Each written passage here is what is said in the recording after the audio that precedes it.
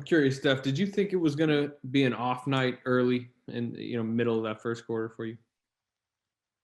Nah, I had to figure out how they regard me because usually, obviously the way I've been shooting, I expected a little bit more aggressiveness at the ball, and they were funneling me, and I was making all the wrong decisions. I just had to kind of settle down and figure out what the look was, and then see one shot go down, and we clawed our way back into the game and gave ourselves some life, so that was good after that 12-0 start, and then just scrapped the rest of the way.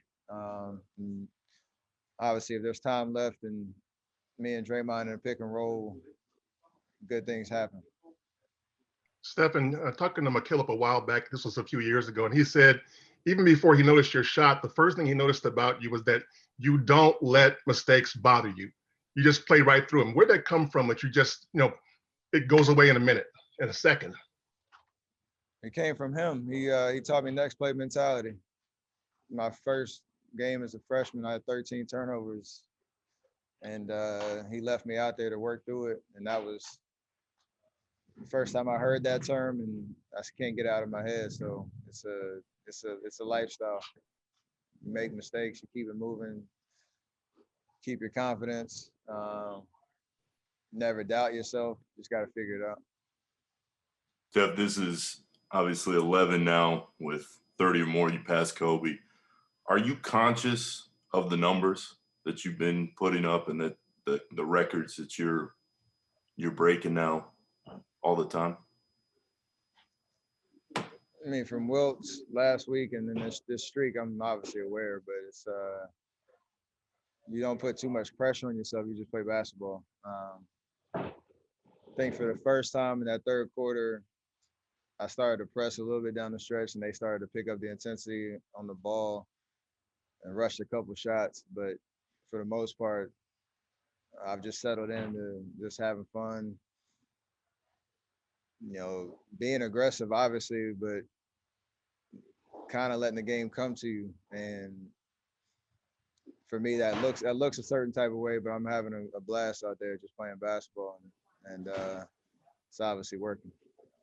After all of the defenses you've seen, what's it like to go against a kind of a basic defense at the end of a game? I mean, part of that is because what we put out there, we had enough shooting, and me and Draymond, and pick and roll situations. We've done it regular season, playoff type atmospheres, and it's kind of our bread and butter when we get to it. He made some plays, at the basket. I got some open looks from three. It was a good flow. At the end of the day, you got to make the shots to make them pay for it, though. And thankfully, they win. Steph, aside from you playing at such a high level, how fun was it out there tonight playing with Seth? And he's been playing great ball this season. He had 15 and a half. Does it make it even funner that you get to do it with little bro at the same time and that whole dynamic? Absolutely.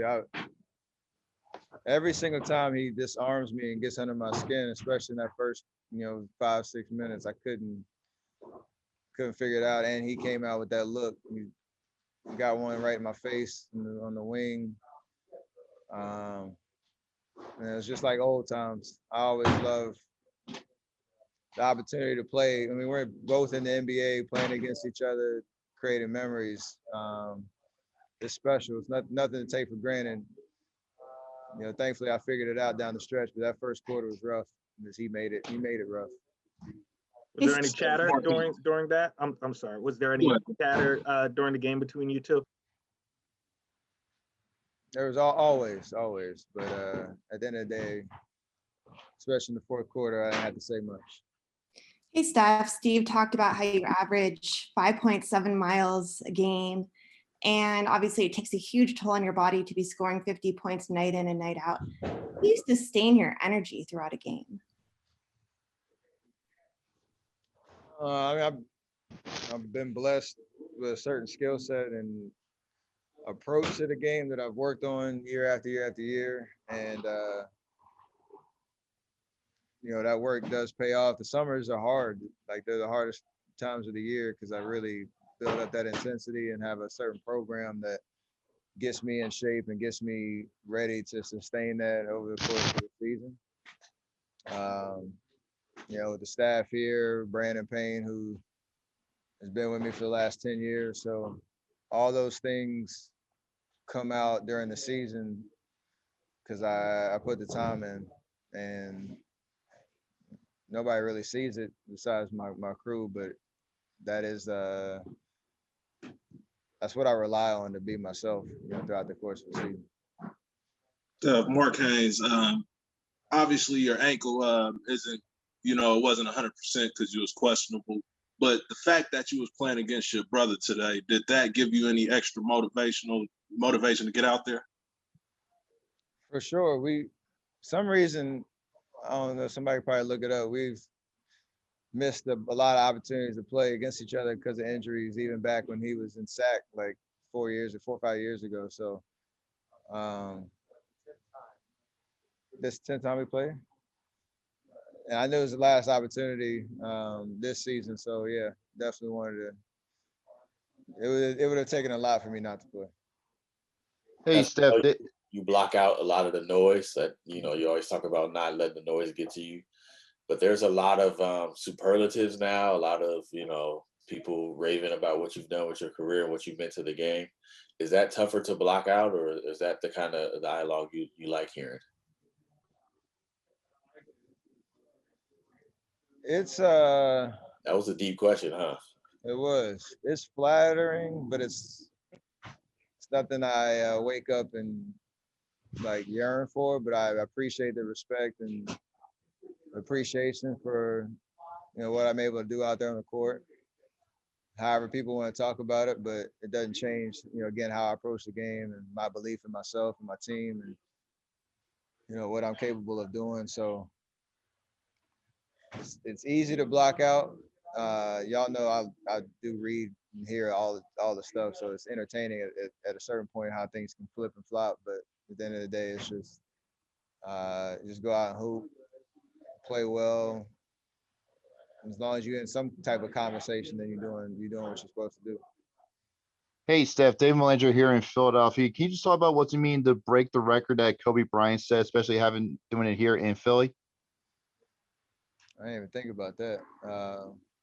It is special at this stage in your career and trying to, sustain that level of play and knowing. I guess I was joking at the beginning of the season. I'm the elder statesman in the locker room, so I got a little something to go with that now, which is pretty cool.